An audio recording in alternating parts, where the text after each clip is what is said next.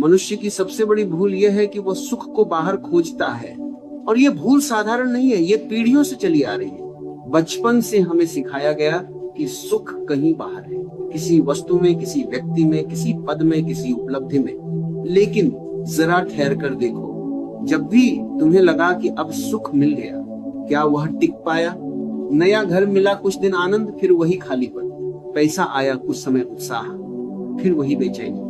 रिश्ता मिला, आरंभ में रस, फिर शिकायतें। यदि सुख सच में बाहर होता तो एक बार मिल जाने के बाद वो कभी जाता ही नहीं, लेकिन वह जाता है, बार बार जाता है, और हर बार तुम्हें और ज्यादा खाली कर जाता है।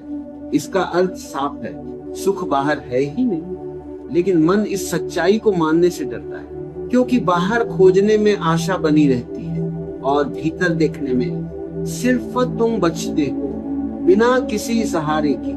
मन कहता है थोड़ा और कमा लो, सुख आ जाएगा, थोड़ा और नाम मिल जाए, सुख आ जाएगा, बस ये व्यक्ति बदल जाए, सुख आ जाएगा।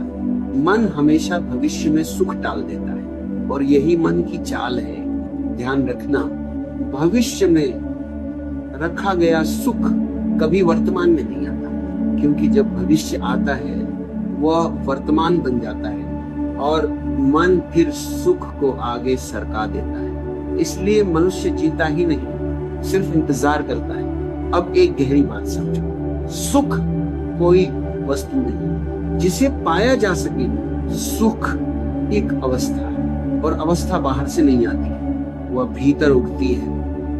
वह भीतर उगती है, जैसे फूल बाहर से नहीं लाया जाता, वो बीज के भीतर से फूटता है।